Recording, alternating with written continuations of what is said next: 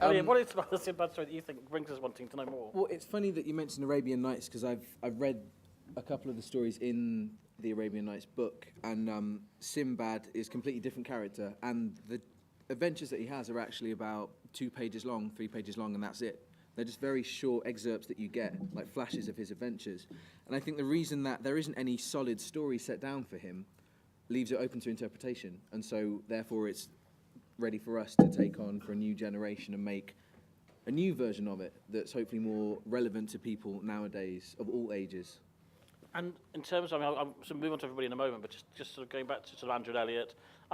Andrew, from your point of view, obviously, I know you've got some fantastic names who have joined the cast both in the first episode and throughout the series, but Elliot obviously has Sinbad. That's quite a big risk to cast somebody in, the show. He is the title of the show. He's in it pretty much all the way through, pretty much sort of almost shot by shot.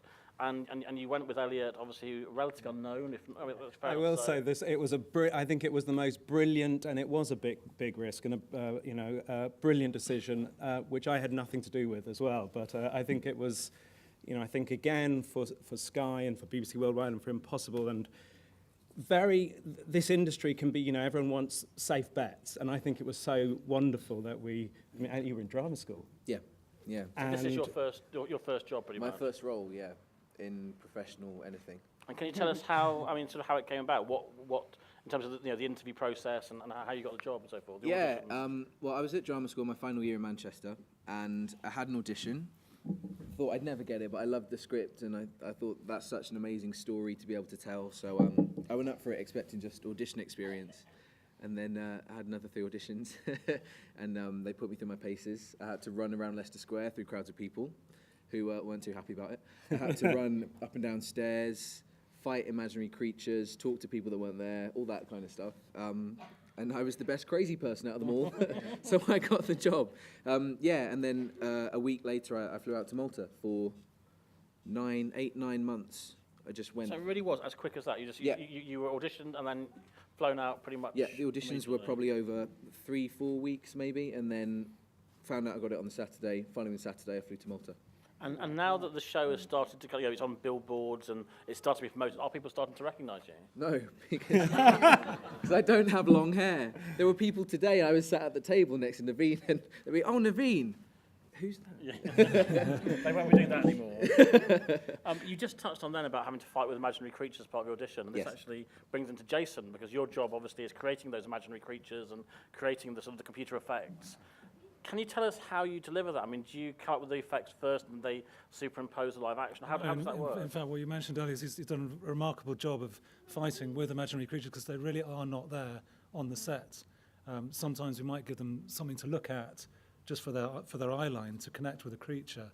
But in the case of this, watching it now, I think they all did a really good job of interacting with the creatures, which, I have to remind you, are put on afterwards.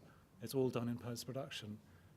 So Varna, obviously, in the Harry Potter films, you must be quite used to that kind of blue screen thing where you're acting against things that aren't there. Mm-hmm. Yeah, sure. Well, it's always a challenge, but then it's just like, as far as you're willing to go with your imagination. And it wasn't so hard with Harry Potter because I'd read the books so much, and the detail in it is so rich that, I don't know, and they'd show you drawings of what they're imagining, but it still is always such a surprise when you watch the film. You're like, oh my God, I don't know if I'd have had the courage to fight those things if they'd actually been there. So it was probably good it was green screen. And Marama and Naveen, do you get any monster action in Sinbad that we're going to have coming up? We do, yeah. Well, do I we? do. Maybe not so much yourself. But in terms of where the times, like for example, where they'll be directing you with like a sort of stick and saying, "Oh yeah, act yeah, we had to this," do and that, like move along on a trolley and then react to. Definitely, yeah. But Elliot, Yeah. you had to run around Leicester Square. Yeah, that's right. Completely, and like 3 or 4 times. And so Doing what? Just running, looking menacing. So there would be a camera at one end, and then they would say, "Okay, so just go down there and then run." And I was like, "What about the people? What about the general fine." public? So I was just running like, get out of the way. yeah. And Wow. I personally had the chance to go over to the studios where they were making all the CGI at the mill, and I met everybody, and it was really good to see what happens, after you do all the acting and there is no creature there and there is no monster there. And then you go and you see all these people, there's about 40 people in this room, you know, everybody working on little bits of each creature. Someone's, you know, there's so many layers to do. It's crazy. It's such an amazing job. I was so glad to go there and see that. Also, it gives you, you know, for the next time you have to do it, you can actually, your imagination is, it's just easier, I guess, for the next. I think for us, was unlike the rest of the crew, we didn't have to get wet in any of those sequences. Yeah, right. So, Naveed, in terms of your character, I know that some actors are kind of dropping in and out of the season. In the season, are you there throughout, or are you just in certain episodes, or is that all a bit secret, or? Am I giving anything away, Elliot, if I say, oh, well, no, you see him sort of all the way through at various sort of strategic points. I mean, I guess he's the reason why Sinbad departs on his journey. So he is a very strong catalyst for that. I'd like to have been in it more. Always season 2 potentially, or not, depending on. Well, It's magical.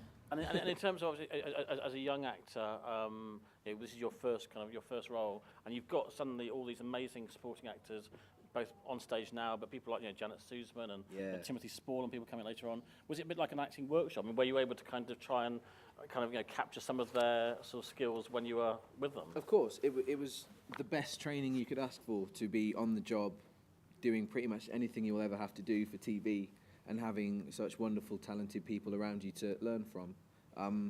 I was lucky enough I had quite a few scenes with Sophie of Nado, and that was really, really good. You saw it comes up in episode 2. It's really good to watch her and see how she works. And none of the people came on with egos, thinking they were better than anyone, or they were lovely and completely open, and it was wonderful to learn from people like that. And have they kind of prepared you, not only in terms of like sort of craft of acting, but did they talk to you about what you might expect in terms of if you do start to kind of get recognition on the street? Because that is inevitable. Once the show is out there in the public domain and people have seen it, they are going to start approaching you. And I mean, do they sort of, is anybody going to give you any tips on that? Well, what tips would you give someone? I don't think it's something you prepare for. I mean, if it does happen, I'll just be very glad and find it a little bit funny and weird. But, you know, I welcome it. It's lovely to speak to people who support you and support the show. It's a great thing, so just embrace it, really.